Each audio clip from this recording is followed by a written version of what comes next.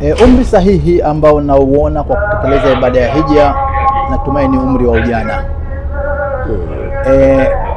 Kumbukumbu yangu kama nilivyoeleza katika kipindi vilivyopita kwamba mara yangu ya kwanza kutekeleza umri wa ibada ya hija nilitekeleza na miaka 21. Na wakati natekeleza takriban sehemu nyingi nilikuwa nakwenda nikizunguka Al-Kaaba, kila raundi nabusu Hajarul Aswad.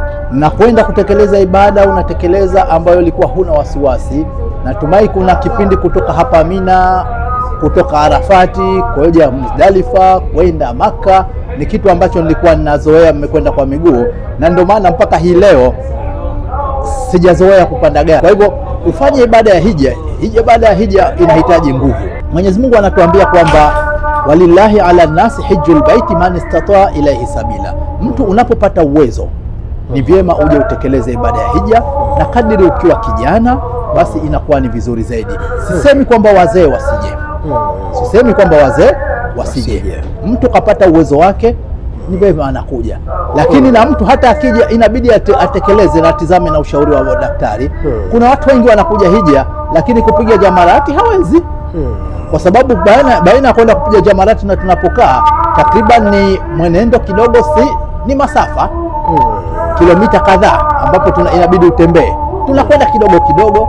Kuna wengine wanakwenda na jalali ambao wanakwenda na nini hiyo, lakini unakwenda kwa nini? Lakini ni kwamba uwe una uwezo. Kwa hivyo umri mzuri wa kutekeleza nasema ni kwamba pale unapokuwa umenafasika, ni kwamba una nguvu zako, una uwezo ukatekeleza dini yako, unaweza ukafuatilia. Sasa hivi takriban tunakwenda, unaweza ukamkuta mtu nimepotea. Lakini kwa vijana kwa sasa hivi hija imekuwa nayo ya kidijitali. Ukitizama Google mtu anatu wakati mwingine kiongozi anakuambia bwana sasa tujui hapa katika basi tutafuteni tuko wapi. Wewe unamtumia location.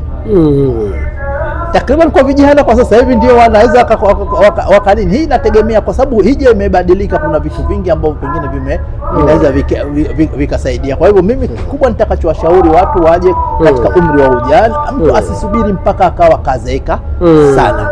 Iwapo uwezo umekuja, umekuwa mzee, basi lazima utekeleze. Kama nilivyotangulia kuzungumza kwamba kuna watu wengi ambao akistaafu kile anachokipata ndio anakuwa anakitumia kuja kutekeleza ibada ya hija. Kwa hivyo hata hili tulikuwa tukijaribu pengine kwa hii mifuko ya hifadhi iweze kusaidia pengine kama kuna mtu anaweza akaja akatekeleza ibada ya hija, lakini nayo ina sheria zake, na ndio maana tukawa tuna hii azma ya kuweka mfuko wa hija ambao utahudumu kwa Tanzania nzima. Na mfuko wa hija utamwezesha mtu kuchanga, pengine anaanza kazi ana miaka 25, ana miaka 30, ndani ya miaka 10, ana miaka 40 anaweza akaja akatekeleza ibada ya hija ambao ni umri reasonable, ana nguvu za kutosha na haitoathiri katika maisha yake sana. Nitoe mfano kama Indonesia.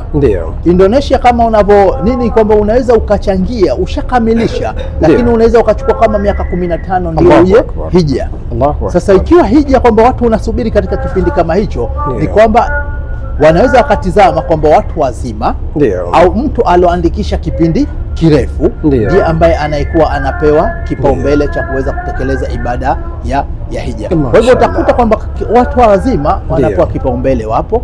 Kwa hivyo ni kweli kwamba watu wazima wanakuja, hata kwa kwetu watu wazima wapo wengi, lakini kwa kwetu vile vile vijana unakuta wapo wengi kwa sasa hivi. Mwamko wa vijana uko wengi. Kama sasa hivi kuna jambo ambalo ni jambo jema, na kuna taasisi ambalo natumai wanakwenda nalo kwamba sasa hivi kuna umra ambazo zinawekwa special kwa watoto. Ni package maalum ya umra kwa ajili ya watoto ambayo inafanywa kipindi cha Disemba. Na kwa nilivyowasikia kwa hizi taasisi ambazo zimewapeleka watoto wengi ambao wamekuja umra, basi wamewaambia wazee wao hawataki sehemu nyingine yoyote kutembea, wao wanataka waje watembee. Kwa hivyo hapa unajitengenezea wewe mwenyewe. Lakini vile vile mtoto ambaye anakuja umra, watu wengi ambao wanaweza akaja umra baadaye kwamba kwake yeye pesa zaidi ni kuja kutekeleza ibada ya hija.